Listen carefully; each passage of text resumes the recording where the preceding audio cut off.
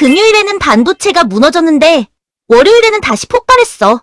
필라델피아 반도체 지수가 하루 만에 5.6% 급등했어. 이 정도면 그냥 살짝 반등한 게 아니야. 금요일에 겁먹고 던졌던 돈이 다시 반도체로 들어온 거야. 그런데 이번 반등을 단순히 반도체 다시 오른다, 이렇게 보면 안 돼. 중요한 건 누가 올랐고 왜 올랐느냐야. 이번 반등에서 가장 눈에 띈 종목은 인텔과 마벨이었어. 인텔은 11% 넘게 급등했고 마벨도 9% 넘게 올랐어. 둘 다 그냥 분위기에 묻어서 오른 게 아니야. 인텔은 구글의 AI 칩 제조 주문 기대감이 붙었고 마벨은 S&P 500 편입 소식이 붙었어. 안녕. 남들이 못 보는 경제의 뒷면까지 알려주는 금기쁨이야. 오늘은 필라델피아 반도체 지수가 왜 급등했는지, 인텔과 마벨이 왜 크게 올랐는지, 그리고 이 반등이 진짜 AI 반도체 재시동인지 쉽게 풀어볼 거야. 영상 끝까지 집중해줘.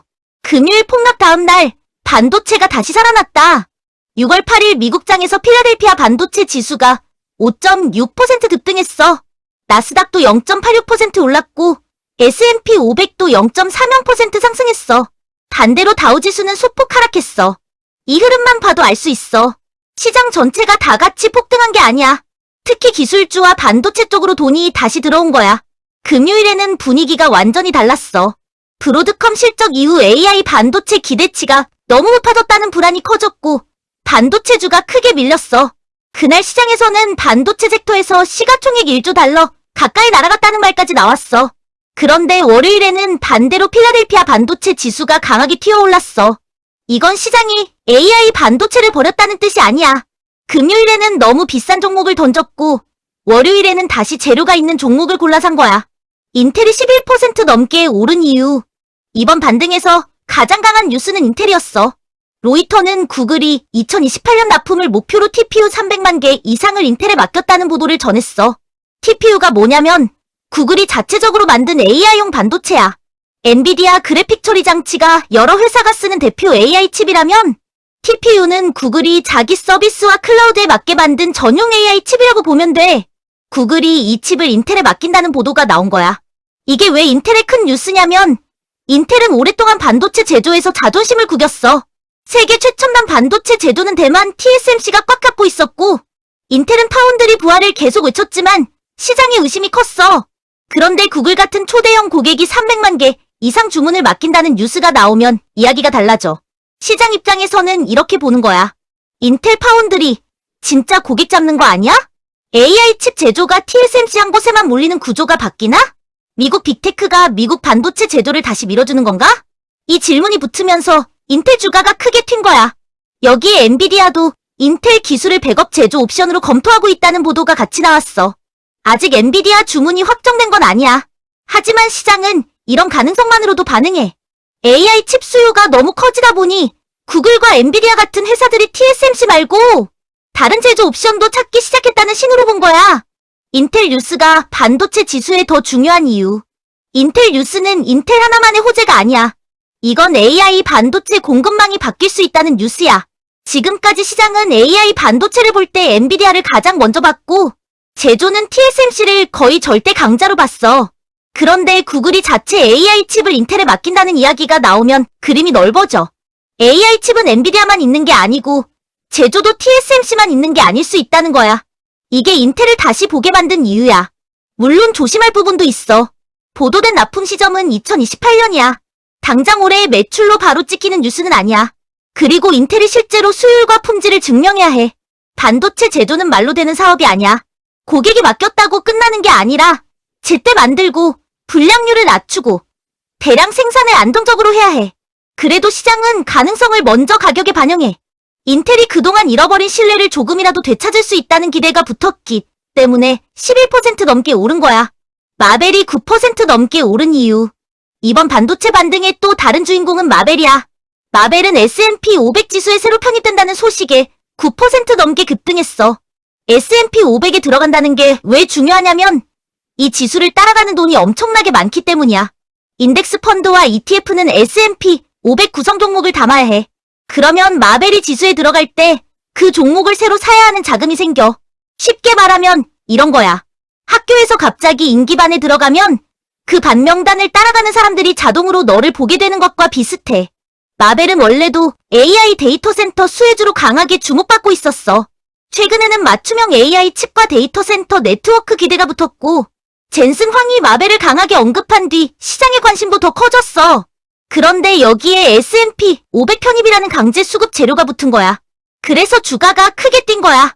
마벨은 왜 AI 인프라 쪽에서 주목받나? 마벨을 단순 반도체 회사로만 보면 약해. 시장에서는 마벨을 AI 데이터 센터의 연결망 수혜주로 봐. AI 서버는 그래픽 처리 장치만 많다고 끝나는 게 아니야.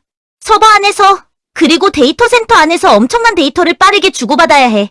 그래픽 처리 장치끼리 서로 데이터를 주고받고 서버와 서버가 연결되고 클라우드 안에서 정보가 빠르게 이동해야 해. 이 연결이 느리면 아무리 좋은 AI 칩이 있어도 전체 성능이 막혀. 쉽게 말하면 엔비디아 칩이 AI의 두뇌라면 마벨이 노리는 영역은 그 두뇌들을 연결하는 혈관에 가까워. AI 데이터 센터가 커질수록 네트워크와 광통신, 맞춤형 칩 수요도 같이 커져. 마벨이 주목받는 이유가 바로 이거야. 이번 상승은 S&P 500 편입 하나만의 이야기가 아니야. 마벨이 이미 AI 인프라 핵심 종목으로 시장에서 재평가되고 있었는데 거기에 지수 편입 재료가 붙으면서 더 강하게 터진 거야. 브로드컴 쇼크 이후 시장이 다시 골라 사기 시작했다. 금요일에는 브로드컴 쇼크가 반도체 전체를 흔들었어. 브로드컴 실적이 완전히 망한 건 아니었지만 시장 기대치가 너무 높았어. 좋은 숫자로도 부족하다는 평가가 나오자 AI 반도체주 전체에 부담이 붙었어. 그런데 월요일 반등을 보면 시장이 AI 반도체를 다 버린 건 아니야. 오히려 더 까다롭게 고르기 시작했어. 인텔은 구글 주문 기대감이 있었고 마벨은 S&P 500 편입과 AI 데이터 센터 네트워크 기대가 있었어. 브로드컴도 금요일 급락 이후 일부 반등했어. 즉 시장은 이렇게 움직인 거야. AI 반도체는 여전히 좋다. 하지만 아무 종목이나 사지는 않겠다. 실제 재료가 있는 종목, 수급이 붙는 종목, 다음 병목을 푸는 종목을 고르겠다. 이게 월요일 필라델피아 반도체 지수 급등의 핵심이야. 이번 반등이 진짜 매수 신호일까? 여기서 중요한 질문은 이거야.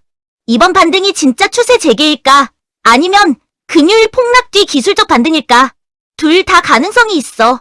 긍정적으로 보면 인텔과 마벨처럼 확실한 재료가 붙은 종목이 지수를 끌어올렸어. AI 반도체 수요가 사라진 게 아니라 돈이 다시 재료 있는 곳으로 들어간 거야. 하지만 조심할 점도 있어. 금요일 폭락이 컸기 때문에 월요일 반등은 단기 되돌림 성격도 있어. 특히 반도체주는 이미 많이 오른 종목이 많아. 이런 구간에서는 좋은 뉴스에도 오르고 작은 실망에도 크게 빠질 수 있어. 그래서 지금은 반도체 무조건 다시 간다보다 돈이 어디로 다시 들어가는지를 봐야 해. 한국 반도체에는 어떤 의미가 있나? 필라델피아 반도체 지수가 급등하면 한국 투자자는 바로 삼성전자와 SK하이닉스를 떠올려. 맞아. 미국 반도체가 강하게 반등하면 한국 반도체 투자 심리에도 도움이 될 수 있어. 하지만 이번 반등의 내용을 보면 조금 더 나눠서 봐야 해. 인텔 뉴스는 미국 내 AI 칩 제조와 파운드리 부활 기대야. 이건 삼성전자 파운드리에도 간접적으로 연결돼. 구글이나 엔비디아 같은 빅테크가 TSMC 외 다른 제조 옵션을 찾고 있다면 삼성전자도 언젠가 다시 비교 대상에 오를 수 있어. 하지만 동시에 경쟁도 세진다는 뜻이야. 인텔이 미국 정부 지원과 빅테크 주문을 등에 업고 살아나면 삼성전자 파운드리에는 기회이면서 부담이 될 수 있어. 마벨 뉴스는 SK하이닉스와도 연결돼. AI 데이터 센터가 커지고 네트워크와 맞춤형 칩 수요가 커지면 결국 고성능 메모리 수요도 같이 봐야 해. SK하이닉스는 여전히 고대역폭 메모리 기대가 핵심이야. 다만 시장은 이제 단순히 AI 수혜주라는 말만 보지 않아. 미국장에서처럼 실제 주문, 지수 편입, 고객사, 수익성, 가이던스 같은 숫자를 더 세게 본다. 오늘 내용을 정리하면 이래. 6월 8일 필라델피아 반도체 지수는 5.6% 급등했어. 금요일 폭락 뒤 반도체주에 다시 돈이 들어왔고 그 중심에는 인텔과 마벨이 있었어. 인텔은 구글이 TPU 300만 개 이상을 맡겼다는 보도에 11% 넘게 올랐어. 이 뉴스는 인텔 파운드리가 진짜 고객을 잡기 시작했다는 기대를 만들었고 미국 내 AI 반도체 제조 부활이라는 큰 그림까지 붙었어. 마벨은 S&P 500 편입 소식에 9% 넘게 올랐어. 이미 AI 데이터 센터 네트워크 수혜주로 주목받던 상황에서 지수 편입이라는 수급 재료가 붙은 거야. 이번 반등은 AI 반도체라 끝났다는 해석을 약하게 만들었어. 하지만 아무 반도체나 다시 사는 장은 아니야. 시장은 이제 더 까다롭게 고르고 있어. AI 수요가 있는지, 실제 고객이 있는지, 수급이 붙는지, 다음 병목을 풀 수 있는지. 이 네 가지를 보여주는 종목에 돈이 다시 들어오고 있어. 그래서 이번 필라델피아 반도체 급등은 단순 반등이 아니야. 금요일 공포 뒤에 시장이 다시 반도체 안에서 승자를 고르기 시작한 날로 볼 수 있어.